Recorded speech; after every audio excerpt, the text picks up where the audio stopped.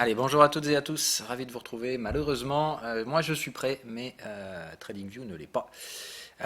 Tout est là, hein, donc j'ai mis le compte, j'ai mis 5000 comme ça, c'est bien pour commencer. De toute façon, ça suffira largement vu les marges requises en intraday. C'est 60 $ la marge pour un micro, donc ça devrait largement suffire. Le problème, c'est ça, c'est que je dois vous apprendre l'order book.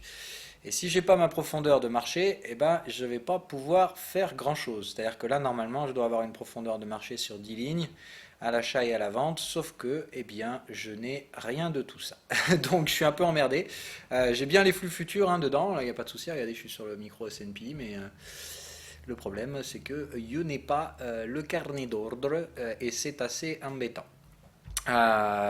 Donc voilà, il me faut des infos que j'ai pas, donc j'essaie de savoir à quel niveau ça bloque.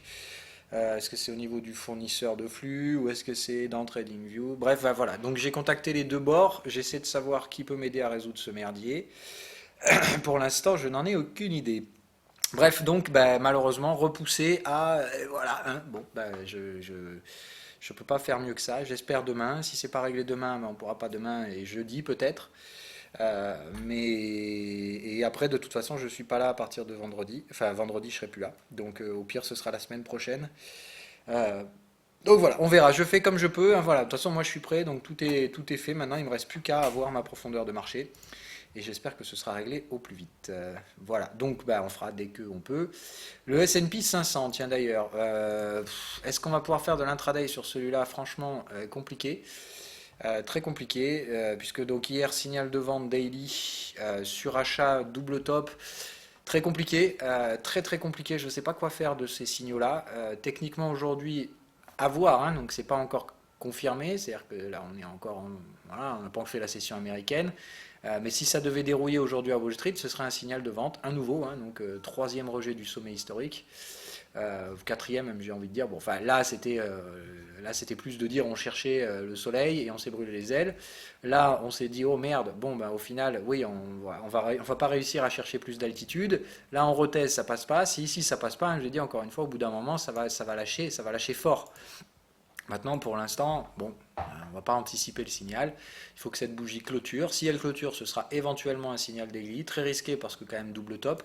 Mais bon, voilà, hein, je m'étais fait la même réflexion ici de dire non, on n'y va pas, je ne vais pas shorter un double top. Et puis au final, bah, il fallait tout à fait y aller.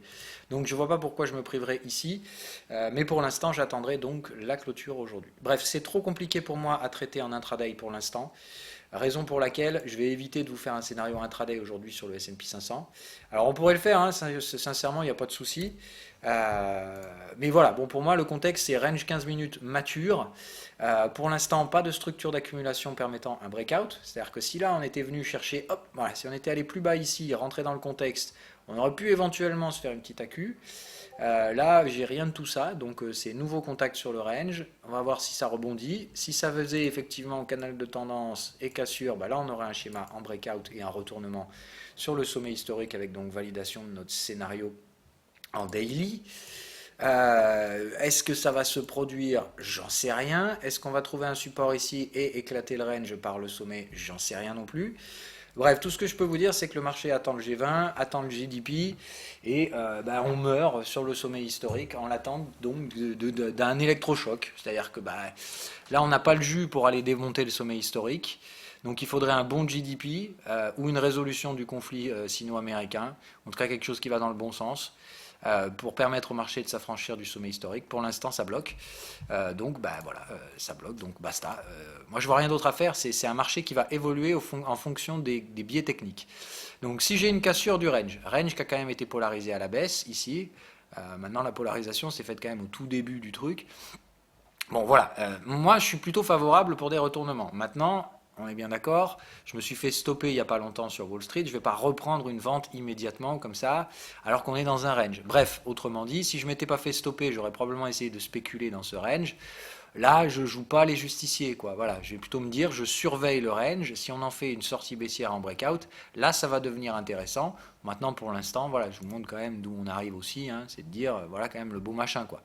Donc, faites très attention à ce que vous faites. Alors ça, je vais le cacher, c'est pour autre chose. C'était pour préparer le scalping. Non, ça. Voilà. Bref, donc on va pas faire le S&P 500 aujourd'hui parce que ça me paraît complètement illisible en fait les actions. Je pense que ce marché n'est pas technique de toute façon, c'est juste voilà, Wall Street veut tenir, on ne sait pas trop pourquoi. C'est pas très technique, toutes les ventes sont plus ou moins invalidées, donc bah, voilà, moi pour ma part, tant qu'on ne revient pas à la normale, évidemment, si retour à la normale il y a, vous savez comment ça va se produire, hein, ça va pas être joli, mais pour l'instant, trop risqué. What else? Bah, tous les autres scénarios fonctionnent bien. Mais par contre, voilà, tiens, aujourd'hui, on va faire de l'intraday sur le Bitcoin. Parce que pour moi, c'est là où ça bouge. C'est là où il y a des trucs très intéressants à faire. Donc on va appliquer, alors voilà, pour vous montrer qu'en fait bah, ça fonctionne, hein, mais il faut le faire, vous pouvez le faire n'importe où. Donc le principe c'est de dire toujours la même chose. Ici, bon, il n'y a pas de marché cash sur le Bitcoin, mais ici c'est l'inverse, c'est-à-dire qu'en fait ce qu'on va utiliser c'est le futur. Donc là on va prendre BTC1, le futur Bitcoin, d'accord, c'est là où on a des gaps. Donc là c'est en fait pour vous montrer la structure cash en daily. Et là vous dites, oh là là là là là, ok d'accord, donc qu'est-ce que c'est que ce bordel? Comment on traite ça? Voilà. Donc c'est ça qu'il faut se dire. Comment on peut traiter un truc pareil? Est-ce que cette structure-là est haussière? Moi j'ai plutôt envie de dire encore une fois, aïe aïe aïe, vous allez prendre très cher si vous continuez à jouer à l'achat sur ce truc, parce que quand ça va se retourner, vous n'allez pas le voir venir. Pire que ça, on a laissé un bon paquet de gaps sous les pieds, ce qui fait que là pour moi le support minimum c'est 8005. Et tout dépend comment on va y aller. C'est-à-dire que si on y va comme des tebiches et qu'on finit le mois ici, j'aime autant vous dire que la clôture mensuelle, elle va pas être belle. Ouais, et ça m'étonnerait qu'on la clôture comme ça. Alors si on clôture comme ça le mois, bravo quand même les vendeurs, les acheteurs, pardon, les acheteurs de Bitcoin. Pour ma part, je devrais repousser de nouvelles ventes. Maintenant, si là on devait s'effondrer pour revenir à 8005 à la clôture du mois avec un gros doji mensuel, j'aime autant vous dire qu'il va falloir calmer vos ardeurs d'acheteurs. Parce que si on met une grosse mèche haute mensuelle, ça veut dire qu'on va se péter 6-7 mois de conso derrière. Donc on reviendra dans le cadre de ce que je vous ai dit. Ça, il faut faire attention, d'accord? C'est juste de dire le contexte est très dangereux, on a des gaps ouverts sous les pieds qui arrivent dans une structure de marché mature, d'accord? C'est de dire là la tendance elle est déjà bien affranchie. Quand même vous rendre compte qu'on a fait 250% et qu'on a retracé 50% du mouvement vendeur. Donc, pour une fin de crack, c'est quand même plutôt punchy. Et normalement, on devrait échouer donc proche de cette résistance et non pas au-dessus. Donc effectivement, pour moi, c'est par là que je recherche des ventes et je pense que ces gaps vont être comblés. Donc, premier comblement du gap, 10 000, et autant vous dire qu'on ira déjà chercher le deuxième derrière. Quasi systématiquement. Première zone de volume en soutien, 7000, 8000. Alors, enfin, c'est 8000. Deuxième zone en dessous, 6003. Et troisième, 5002. Voilà donc les trois zones à viser sur le retracement. Autrement dit, si on retrace doucement, de manière construite, je pense qu'on peut payer entre 8005 et 8000. Mais dans tous les cas, il faudra vraiment être patient. C'est-à-dire qu'il faut qu'il y ait une structure de baisse. Si on s'écroule comme des billes en mode effondrement spéculatif parce qu'on est monté comme des glands, il faut bien être d'accord que quand on monte comme des glands, il ne faudra pas crier si on descend comme des glands. Hein, ce sera juste aussi normal que la structure de baisse qu'on a connue dans la bulle précédente. Donc si ça s'écroule, j'ai pas dit que ça allait le faire, j'ai juste dit qu'il y avait des probabilités assez importantes que ça s'écroule. Si ça s'écroule de manière spéculative, que les deux gaps ne font pas support et qu'on vient immédiatement chercher le volume à 7000 ici, la zone de cassure c'est 7100. Donc vous voyez, c'est là où il n'y a pas de volume. Donc c'est là où on va, en gros. Si on va faire un effondrement spéculatif, c'est direct, on va chercher les stops. Donc ça fait 7000 en ligne droite en cas d'effondrement spéculatif. Ça fait mal, hein, j'aime autant vous dire, 7000, ça va marquer les esprits. Ce qui veut dire que derrière, il y aura un petit dead cat bounce et qu'on ne pourra absolument pas s'en remettre et qu'on viendra derrière chercher 6004 et 5000. Ok? Donc ça, c'est la théorie effondrement spéculatif. J'en sais rien, je ne lis pas le futur. Ok? Maintenant, qu'est-ce qu'on fait de ça en intraday? On sait qu'on a affaire à une bulle, on sait que c'est très punchy, et surtout, on note bien donc ces gaps. C'est ça qui fait que le scénario vendeur, pour ma part, est en place. Si on n'avait pas laissé ces gaps, je serais plutôt OK. Mais donc, il faut comprendre que sur BTC, le raisonnement est inverse. Normalement, je vous dis, il faut regarder le marché cash, et on trade sur le futur. Là, c'est l'inverse. On regarde le marché futur, parce que c'est lui qui gape, et on regarde la structure cash derrière, elle qui cote tout le temps. Alors bon, moi, j'ai changé, comme je vous dis, maintenant, je regarde Binance, parce que c'est là où il y a le plus de volume. Et on fait comme d'hab, on fait notre cadrage en horaire. Okay, donc là, qu'est-ce qu'on a ici? À quoi ça ressemble en horaire? Il faut trouver un cadre technique. Alors, on enlève les prix, parce que là, évidemment, ça va vous brûler les yeux sinon. À quoi on a affaire? En horaire, oulala, ça a bien l'air d'être une grosse bubule, ces conneries ici, là. Donc ça, c'est de la bulle, d'accord? Ça, c'est de la bulle. On voit bien, les canaux de tendance font n'importe quoi, ça arrache dans tous les sens. Et là, qu'est-ce que vous notez derrière? Normalement, pour moi, c'est immédiat. Tiens, d'ailleurs, je vais reprendre le dessin avec cet outil-là, c'était quand même mieux en fait. Voilà, donc on voit bien que là, là et là, c'est complètement arrachage et compagnie. Mais qu'est-ce qui se passe derrière? Là, vos contextes, ils sont de nouveau joints, deux fois de suite, d'accord? On a une target, Est-ce que ça pue pas un peu l'excès final, tout ça, quand même? C'est de dire, bon, bah, la bulle, elle est bien mature, tous les mecs, tous les glands sont à l'achat, et il n'y a plus qu'à venir les stopper. Quel est le premier objectif? Bah, démonter les contextes acheteurs. C'est-à-dire là, c'est comme on a vu, c'est boum, retour immédiatement, première zone de volume, dernier support, ici. Dernière zone où on était rationnel. La dernière fois qu'on avait des box de contexte jointes, d'accord? Donc, si c'est boule, on va s'arrêter à 9004, c'est-à-dire sur la résistance qui va devenir support. Autrement dit, les prix baissent ici. Merde, pas ça que je veux. Hop. Autrement dit, les prix baissent, puis ici on trouve un support et ça rebondit. Dans ce cas-là, juste on revient tester les supports et on forme un range ici. On distille l'excès spéculatif. Option numéro 2, ici 0 support, et on vient tout de suite chercher la zone de volume qu'on a vue, 8004, retour au support majeur horaire, et là normalement c'est risque l'effondrement spéculatif, c'est-à-dire que si on ne trouve pas de support ici non plus, ce qui n'est pas quand même une zone de support très forte, bah sincèrement c'est pire, c'est que là on va chercher les 7000 comme on a dit, et là ça fait très mal. Donc les clusters décisionnels en horaire, ça va être nos contextes.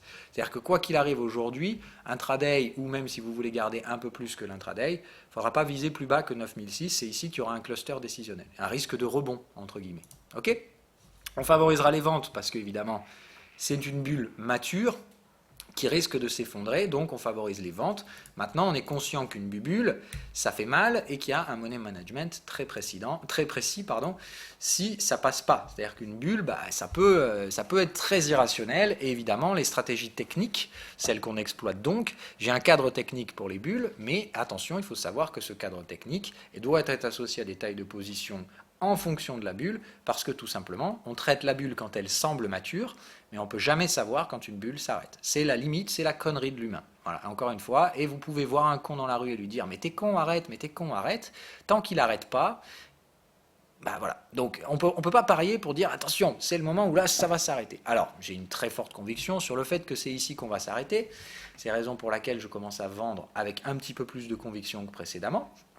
Mais quand même, ça restera spéculatif quoi qu'il faut. Ok, donc là on a notre cadre horaire, on a bien compris que la zone de vente on est dedans, c'est on va dire entre ici et là, hein, voilà, on va dire entre 200 et 600, on cherche maxi une zone de vente, ça c'est une zone de volume que je suis allé chercher dans le volume profile daily, donc c'est ma prochaine zone de vente et donc cette target horaire qui est donc notre zone d'objectif. Donc là aujourd'hui on a le Fibo 50 de toute la baisse, il y a du gros niveau technique aujourd'hui. Ok ? On est donc sur une bulle mature qu'on peut essayer de shorter. Maintenant, attention, si jamais ça déborde, on va se faire arracher la gueule par un mouvement encore plus parabolique. Donc on est bien conscient, d'accord, que, autrement dit, soit on est au niveau d'un retournement, et ici ça va s'effondrer direct direction 9005, soit ici on est au début d'une phase d'accélération un peu comme là, quoi. C'est-à-dire que derrière on va se prendre un arrachage parabolique qui sera encore plus parabolique que celui-là, parce que ça va toujours plus vite, hein. Donc là c'est de vous dire, si ça part et que ici ça reflue pas, c'est ça le prochain mouvement, hein. C'est ligne droite jusqu'à 13004. Prochaine zone où je reprendrai à nouveau une tranche de profit sur le buy and hold. Ok ? Donc il faut faire attention, ok ? Moi je ne sais pas ce qui va se passer, tout ce que je sais c'est qu'ici j'ai voulu prendre 20% de mes gains à l'achat et que je reprendrai probablement 10-15% là-haut. Okay, moi plus ça monte, plus je distille, hein, parce que plus on monte comme des glands, moins on ira chercher des valeurs hautes après. C'est-à-dire que plus on va se diriger derrière vers comme le gold, voilà. Bref, donc ça c'est pour le plan swing, mais je ne devrais même pas vous en parler en intraday. Donc ici on cherche des ventes, si ça passe pas, on accepte bien évidemment son stop loss parce qu'on ne se fait pas arracher la gueule comme des glands. Ici on a la target dans le contexte, on sait bien donc que c'est vers 600 qu'ici il faut chercher nos ventes et il ne faudra pas aller bien au-delà de ça. On est déjà suracheté, ok, et on a vu qu'il y avait un squeeze ici, c'est important, d'accord? C'est-à-dire là, regardez le momentum, ça a préparé du squeeze. Qu'est-ce que c'est que ce beans? Attendez, il faut que je supprime cette merde. Je sais plus où c'est. Pas pourquoi il se débrouille à chaque fois de me refoutre la merde là-dedans. Voilà. Ok, donc le principe est de dire, ok, en horaire on est bien, nos cycles on est bien, d'accord, sine wave est bien ici, on est bien dans les zones où ça peut retourner à la vente sans aucun problème, le momentum est plutôt haussier, mais bon, on est carrément au bout du bout, hein. Alors attention, ça peut relancer encore une fois, hein. Mais là normalement on constitue un momentum baissier, ce qui veut dire que là si on arrive à avoir des prix qui se renversent, d'accord, on va avoir un momentum baissier avec des prix qui vont normalement casser un support. C'est ce que je recherche. C'est de dire ici, normalement, dès qu'on trouve, on va avoir des momentum avec un momentum baissier qui va permettre la cassure de support. Ok ? Ça ne veut pas dire qu'on va forcément casser le support majeur des 9005. Ça veut juste dire que normalement, ici, ce support-là va céder. D'accord? Normalement, dès qu'on baisse les 10005, c'est au revoir. Maintenant, attention, là, on est dans un cycle haussier. Si ce cycle haussier ne s'arrête pas, c'est la grosse parabole jusqu'à 13 000. Hein. Voilà. Donc, il faut être conscient des bornes. La borne horaire, c'est on traite ici à la vente. Si ça ne passe pas, on laisse tomber. Immédiatement, et on ne cherche pas. Moi, tout ce qui passe au-dessus de 11 008, je ne cherche même plus à savoir où on va. OK? Donc vente, mais précise, avec des stop-loss cohérents.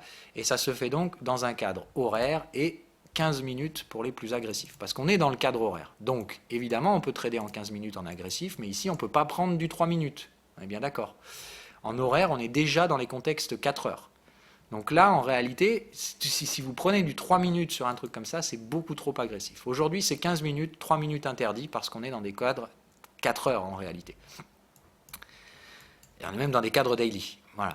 Donc, le principe étant, donc ce matin, qu'est-ce qu'on fait dans ce machin-là? On traite cette zone-là. Plus on se rapproche de cette zone, plus les signaux 15 minutes sont intéressants. Pour l'instant, qu'est-ce qu'on voit? Exit, mais absolument pas dans le contexte, on s'en fout. Là, on a eu un TP avec un triangle dans l'entrée du contexte. On est à l'entrée du contexte.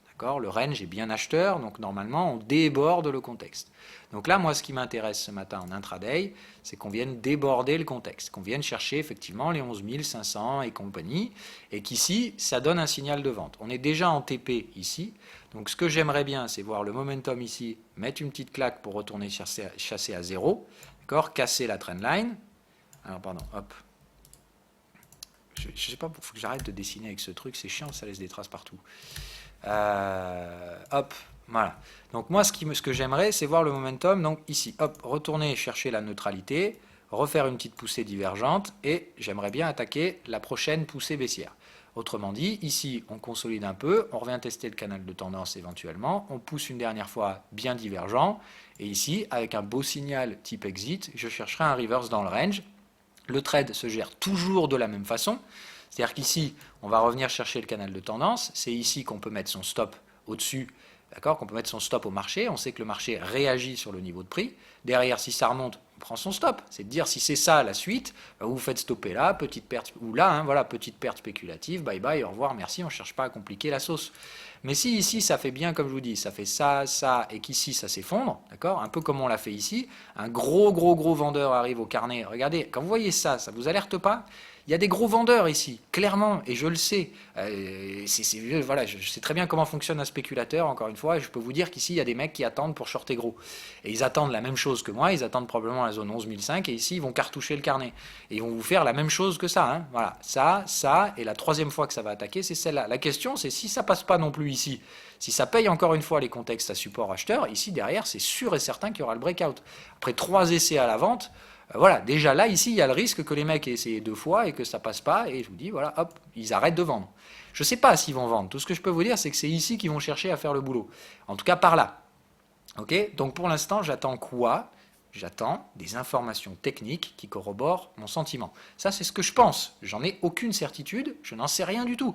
Donc, je vais limiter mon risque. Donc, j'attends pour l'instant des signaux de meilleure qualité que ce TP qui me semble un petit peu insuffisant. Ce que je recherche, c'est évidemment donc une grosse dérouillée en ligne droite, retour en bas de support. Et ici, j'aimerais bien voir de nouveau une accumulation et normalement à la suite un breakout baissier pour venir valider nos objectifs. Donc en intraday, recherche de vente, sécurisation, confirmation. Donc je le précise parce que j'ai vu des petites incertitudes ce matin dans le Discord. D'accord? Quand je dis validation, ça veut dire validation, vous pouvez placer un stop loss. À ce stade-là, normalement, votre gestion du risque, elle est faite, vous ne devez plus prendre un gros risque. Voilà. À ce stade-là, vous pouvez soit commencer à réinvestir votre risque, c'est-à-dire vous réduisez la taille du stop et vous réinvestissez toujours pour risquer 1,5, une perte spéculative. D'accord? Ce qu'il faut que vous compreniez, voilà, allez, on va faire ça ce matin, on va faire du pédagogique plutôt que du trade. De toute façon, là, il n'y a rien à faire à part attendre, puisqu'on est en 15 minutes, donc il va falloir être très patient. Autant 3 minutes, on aurait peut-être pu avoir un trade en live. Là, 15 minutes, je pense qu'on n'y arrivera pas avant la fin de la matinée là-haut. Donc, soyez patient. D'accord, vous voyez bien que le cycle de momentum baissier vient de se finir. Donc là, j'attends, hop, une petite pichenette, et normalement, un cycle haussier derrière devrait nous pousser. Pardon. Donc, confirmation, validation, confirmation, il faut bien que vous compreniez ce que ça veut dire en termes de gestion du risque. Comme d'hab, ça vient du PDF, je ne voulais pas inventer ces trucs-là, j'espère normalement que vous êtes au courant de ces trucs-là. Donc, dans un trade de range, rappelez-vous comment ça se passe. C'est toujours, on vend aux bornes du contexte, voire en débordement, selon le type de range auquel on a affaire. Là, on est dans un range haussier, donc c'est clairement en débordement du contexte qu'on vend. Comme par hasard, ça corrobore cette zone-là, qui est une zone de volume. C'est aussi la zone dans laquelle on a la target en horaire. Donc oui, il y a un gros cluster décisionnel là-haut, c'est clair. Et si ça short, c'est par là-bas que ça va le faire.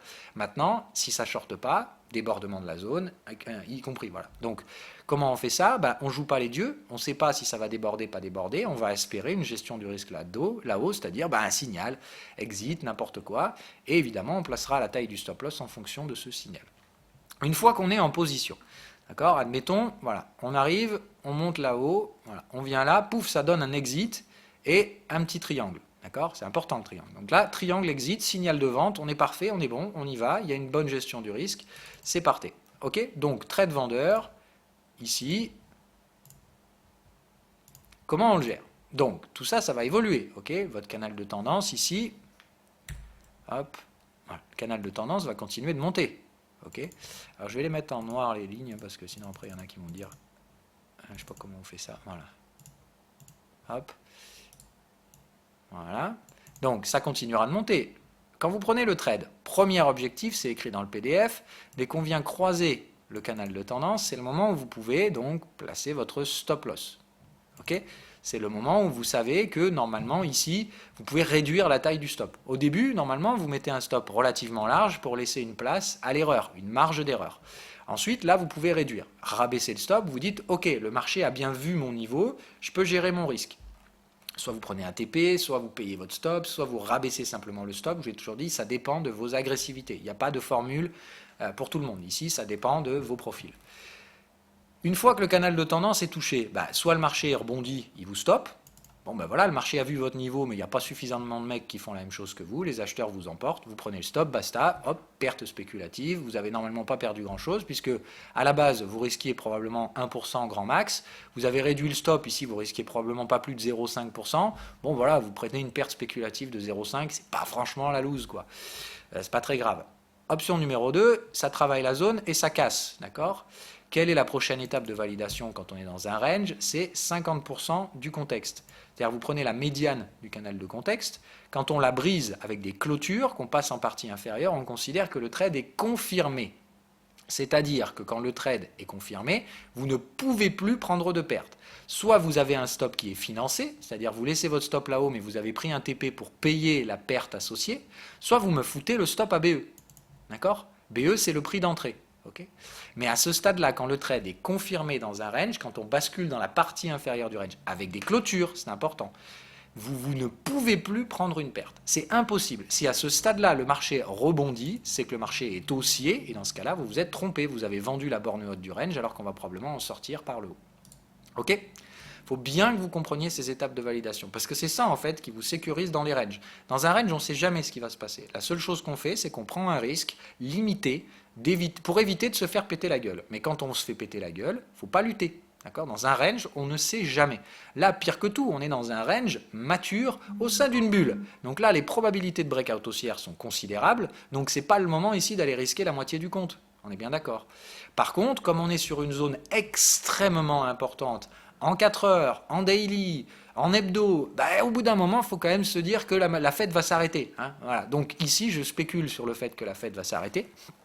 Mais si ça se trouve, j'aurai tort et je vous dis, on risque de déborder 13 000 en quelques journées derrière. Voilà. On est parabolique. Donc les objectifs haussiers sont toujours plus hauts, toujours plus cons. Et évidemment, plus on monte, moins on monte avec du volume et plus ça craint. Parce que voilà, il faut quand même que vous regardiez un truc. Moi, c'est ce qui me semble quand même important de bien noter dans ce schéma-là, c'est de dire regardez la structure de volume. Voilà.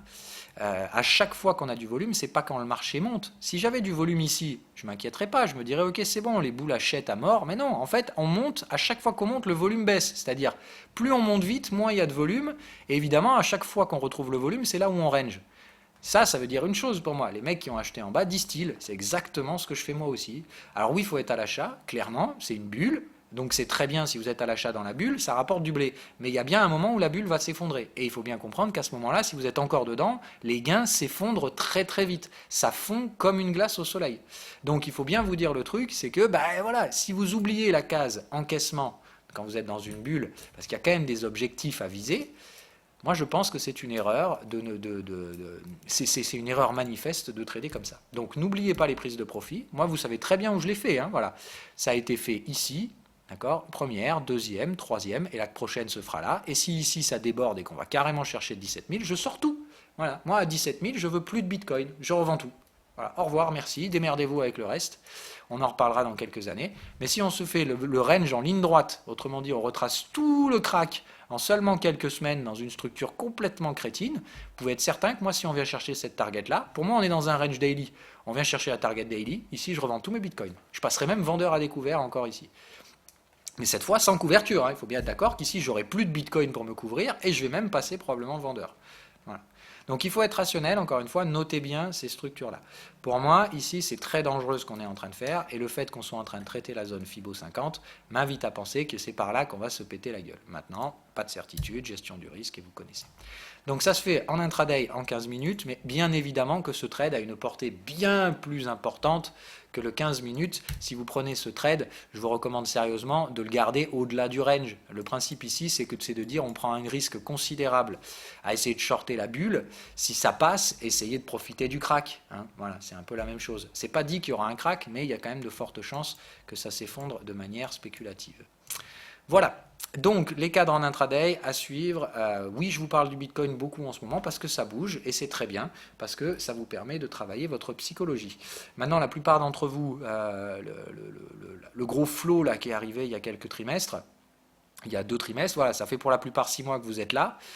Donc vous êtes au stade où ça y est, normalement, la stratégie technique, vous arrivez à vous démerder et normalement, vous travaillez la psycho. Donc évidemment, en ce moment, je mets l'accent sur la psychologie et je vous parle beaucoup de cette bulle parce que ça vous apprend à mort la psycho.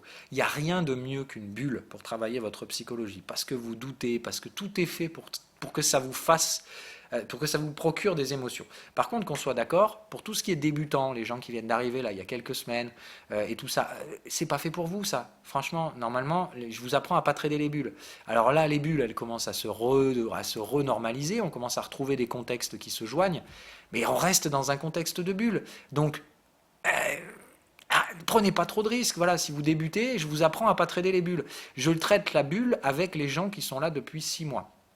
Il y a les débutants qui suivent parce que vous ne pouvez pas vous empêcher de suivre, mais encore une fois, soyez rationnel. Si vous jouez à ce jeu-là, sachez que pour vous, c'est carrément 3 niveaux au-dessus. Vous jouez avec le handicap au niveau max, et j'espère que vous en êtes conscient et que du coup, si vous le faites, vous prenez des leviers microscopiques. Vous allez forcément commettre des conneries. Conneries que les expérimentés, eux, ne feront pas, ou en tout cas feront beaucoup moins.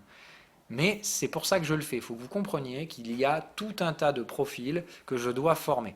Et qu'est-ce que je fais? Eh ben, j'essaie de former un peu tout le monde, mais je sais très bien qu'il y en a qui veulent franchir les étapes plus vite que les autres. Il faut que vous appreniez bien à savoir où vous en êtes et à bien appliquer les stratégies qui vous correspondent. Je dois gérer beaucoup trop de profils différents et je dois satisfaire tout le monde et vous ne vous rendez pas compte du travail que c'est. Donc, et s'il vous plaît, aidez-moi dans ce travail-là. Je fais tout pour que ce soit le plus compréhensible possible. Le code couleur dans Discord, tout ça, tout ça. D'ailleurs, on va en parler ce matin. Hop, voilà. Donc, je n'avais pas vraiment prévu de le faire ce matin, mais on va le faire. Donc, comment fonctionne ce code couleur dans le machin? Vous avez vu, il y a différentes couleurs. Alors bon, moi, je me suis foutu en rouge. Hein, c'est pas pour dire je suis le gourou et compagnie. C'est juste que parce qu'il y a beaucoup de gens qui préfèrent lire ce que je lis et je me fous en rouge. Comme ça, vous pouvez difficilement me rater quand je vous parle. Après, vous avez donc le code couleur blanc. Bah, je ne sais pas trop depuis combien de temps vous êtes là. À vous de vous manifester aussi, hein, si vous avez la couleur qui ne vous correspond pas, de me dire, Phil, ça fait plus de 6 mois que je suis là, je commence sérieusement à comprendre la stratégie, j'aimerais bien passer vert. Donc le principe, c'est différents niveaux de couleur. Okay. La couleur verte, ça veut dire une seule chose. Ça veut dire que vous êtes là depuis un bon moment, que je vous ai vu et que normalement, vous arrivez à comprendre la stratégie. Il n'y a plus de secret pour vous quand je vous parle de tel contexte. Vous savez identifier vos contextes. Voilà. Vous avez pigé comment fonctionne la stratégie, vous êtes capable de l'appliquer de manière récurrente. Voilà. Vous commettez encore des petites erreurs, c'est normal. Mais à ce stade-là, vous avez compris comment elle fonctionne, ma stratégie. C'est bien intégré, vous l'avez pratiqué suffisamment longtemps pour que ça devienne naturel. D'accord? Par exemple, la petite feuille que je vous demande d'imprimer sur le PDF, un bonhomme en vert, normalement, il n'a plus besoin de la regarder. Il l'a tellement pratiqué que, bon, bah, c'est des automatismes à ce stade-là. Ok, ça, c'est le petit badge vert. Donc là, ça veut dire que vous êtes là depuis normalement entre 3 et 6 mois, et vous avez pigé le principe de la stratégie, vous l'avez carrément intégré.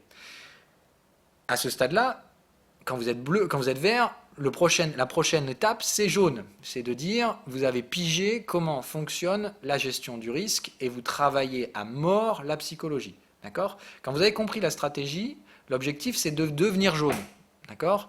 Vous êtes jaune quand vous avez réellement compris ce qu'est la gestion du risque. Ça prend 1 an, voire un peu plus pour ceux qui sont un peu plus lents, mais toujours, c'est pas une course. D'accord? Donc, passer de bleu à jaune, ça veut dire que vous avez compris la stratégie, ça c'est votre badge vert, et ensuite, pour devenir jaune, vous avez compris la stratégie gestion du risque. C'est-à-dire que vous avez tellement appliqué la stratégie, vous avez pris tellement de trades que vous commencez à comprendre que ce n'est pas une histoire d'actifs, que ce n'est pas une histoire de time frame, que c'est une histoire de gérer son putain de risque. Quand vous aurez compris ça, que vous aurez pris suffisamment de trades pour atteindre le niveau jaune, à ce stade-là, il n'y aura plus qu'un seul frein, c'est la psychologie. C'est-à-dire que la seule chose qui vous permettra de devenir meilleur, quand vous aurez compris la stratégie, compris la gestion du risque, c'est tout simplement de devenir un peu plus agressif et de gérer la psychologie. À ce stade-là, vous êtes jaune et vous visez le orange, voire les oranges foncés, là, c'est juste les modérateurs, mais c'est juste de dire, voilà, quand vous êtes jaune, votre objectif, c'est de bosser la psycho. La psycho, la psycho, la psycho, la psycho, la psycho. Psycho à mort pour, une fois que vous maîtrisez la psycho, après, il ne vous reste plus qu'une chose à faire, personnaliser la stratégie. C'est-à-dire rajouter des trucs, style volume profile et compagnie. Et là, vous vous appropriez la stratégie, vous en faites ce que vous voulez. À ce stade-là, orange, vous êtes autonome, vous faites ce que vous voulez. Normalement, à ce stade-là, vous avez pigé une stratégie, une gestion du risque, vous vous appropriez votre truc, et normalement, là, vous êtes complètement autonome. Voilà. Donc c'est un peu de comprendre ce modèle de progression, parce que c'est comme ça qu'on réussit en fait en trading. C'est des étapes, et c'est pas pour vous sectoriser, vous mettre chacun dans des petites boîtes, c'est plus de dire, soyez conscient à quelle étape vous en êtes, pour vous approprier le travail qui vous correspond. Quand je travaille la psycho, c'est fait pour les jaunes. D'accord? Alors les verts peuvent s'y risquer un petit peu s'ils veulent s'amuser, mais si un mec en blanc commence à s'amuser à faire de la psycho, on s'en sort jamais les gars. Vous êtes 3 coups en avance. Les blancs, vous, qu'est-ce que vous faites? Vous venez d'arriver, voilà, vous êtes ceinture blanche sur le tatami. Qu'est-ce que vous voulez? Vous voulez qu'on fasse un combat avec une ceinture noire? Ça sert à rien. Vous allez perdre direct. Donc le principe, c'est que vous ne devez pas faire comme moi. Vous ne devez pas prendre tous les trades. Je vous donne certains trades à faible risque et je vous dis, vous, votre but, c'est de respecter la stratégie, d'essayer d'identifier les trades où tout est feu vert. Vous êtes bien dans un contexte, vous avez identifié votre contexte, voilà. C'est ça qu'il faut que vous fassiez, pour arriver à comprendre comment ça fonctionne. Ok? Donc, un petit bonhomme blanc, arrêtez de me faire de la psychologie, vous travaillerez votre psycho après. Là, on fait que de la psycho dans la bulle. Donc, tous les blancs qui traitent la bulle, je suis navré les gars, vous êtes carrément en avance. Je veux bien tolérer que quelques verts s'y mettent, mais avec des petits leviers, mais attention à ne pas trader au-dessus de ce que vous pouvez supporter. D'accord? C'est des différents niveaux de handicap. Pour accéder au niveau suivant, il faut déjà avoir franchi le précédent. Donc, restez rationnel, ça prend du temps d'apprendre le trading, oui, énormément de temps. Et ceux qui s'amusent aujourd'hui à traiter la bulle avec moi, on le fait d'une manière cadrée, on sait comment sortir, on sait comment trader, on connaît bien nos stratégies, on a déjà bien compris la gestion du risque. Donc, si vous voulez, tous les dangers associés à la bulle, on les a déjà plus ou moins surmontés. En tout cas, il y a une maturité de l'apprentissage du trading qui permet de s'attaquer à ces structures-là de manière saine, sereine. Il y aura peut-être des petites erreurs qui seront commises par les jaunes, mais au moins ils apprennent de ces erreurs. Mais eux, ils connaissent déjà la gestion du risque, donc ils savent très bien à quel moment on déclenche un stop-loss. Un mec jaune, normalement, il ne va pas me rentrer dans du déni, de la perte ou des conneries comme ça. Donc, c'est pour eux que c'est fait ce contenu-là. Okay, je vais peut-être éventuellement à la suite réfléchir à un modèle de couleur pour bien dire tel trade et pour tel niveau de difficulté et ainsi de suite, pour que ce soit plus intelligent. Je vais essayer de réfléchir à ça. Mais voilà, pour que tout simplement, à chaque fois que je vous envoie les notifs, là, dans les alertes swing et les alertes intraday, je vous mette toujours un code couleur pour dire, si vous n'êtes pas à ce niveau-là, ça ne vous concerne pas. Okay, c'est important.